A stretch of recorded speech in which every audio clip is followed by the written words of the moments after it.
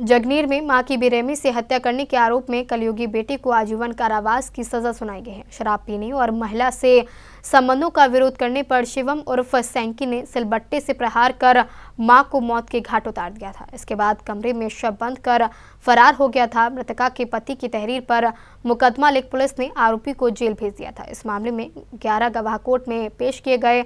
अपर जिला जज प्रथम ने साक्ष्य के आधार पर आजीवन कारावास की सजा सुनाई है। मां की हत्या करने वाले कलयुगी बेटे शिवम उर्फ सैंकी सिलबट्टे से मौत की नींद सुला शव कमरे में बंद कर शिवम फरार हो गया था। घर पर पहुंचे पिता ने ताला तोड़कर देखा तो पैरों तले जमीन खिसक गई थी। महंत मोहल्ला जगनीर में रहने वाले सुभाष चंद सीमेंट बालू का काम करते हैं। सुभाष का छोटा बेटा दिल्ली में पढ़ रहा था, जबकि बेटी की शादी हो चुकी थी। बीकॉम कर चुका बड़ा बेटा शिवम उर्फ सैंकी कुछ नहीं करता था। शराब पीने के आदि शिवम के गांव की एक महिला से संबंध चल रही थे। पिता की कमाई के पैसों को प्रेमिका पर उड़ा रहा था। इसका परिवार के लोग विरोध करते चले आ रहे थे। 1 मार्च 2023 को शिवम ने अपनी मां सुनीता देवी की हत्या कर दी। सिलबट्टे से सिर और चेहरे पर बेरहमी से प्रहार किए, जिससे उनकी सांसें थम गईं। मां की हत्या करने के बाद शिवम पछता रहा है। जब एक पुत्र ही मां की हत्या कर देगा तो ममता शर्मसार होगी और समाज को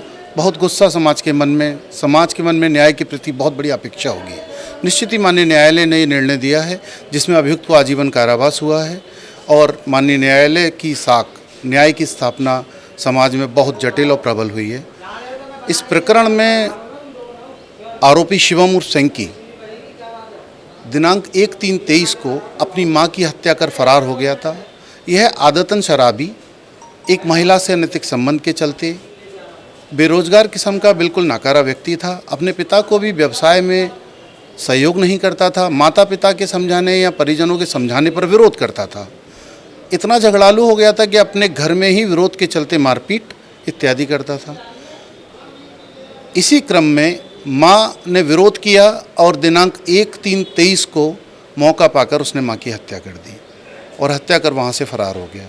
जगनीर में 1 मार्च 2023 को सुनीता देवी की हत्या हुई थी। इस मामले में सुभाष चंद की तहरीर पर बेटे शिवम उर्फ सैंकी के खिलाफ मुकदमा दर्ज किया गया था। फरार हुए शिवम की गिरफ्तारी के लिए पुलिस संभावित स्थानों पर दबिश दे रही थी, लेकिन वह हाथ नहीं आया था। 16 नवंबर 2023 को शिवम को गिरफ्तार कर जेल भेज दिया था। उसी समय से वह जेल की 4 दीवारी के अंदर बंद था। इस मामले में 11 लोगों की गवाही हुई। अपर जिला जज 1 की कोर्ट ने साक्ष्यों के आधार पर शिवम को आजीवन कारावास की सजा सुनाई है।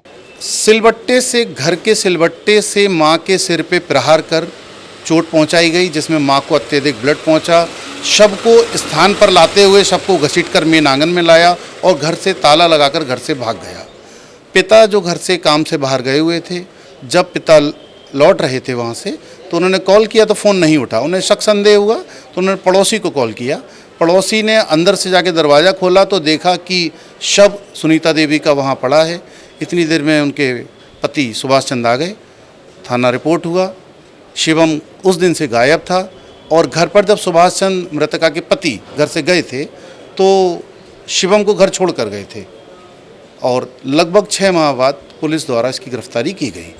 एडीजीसी आदर्श चौधरी का कहना है कि जिस समय सुनीता देवी की हत्या हुई उस समय घर पर कोई नहीं था। सुभाष चंद दुकान चला रहे थे। लौटकर आए तो कमरे में एक ताला लगा मिला। ताला तोड़कर देखा तो रक्त रंजित शव पड़ा मिला। अपर जिला जज प्रथम ने गवाही और एडीजीसी आदर्श चौधरी के तर्क पर आजीवन कारावास की सजा सुनाई है। सी न्यूज के लिए उमेश शर्मा की रिपोर्ट।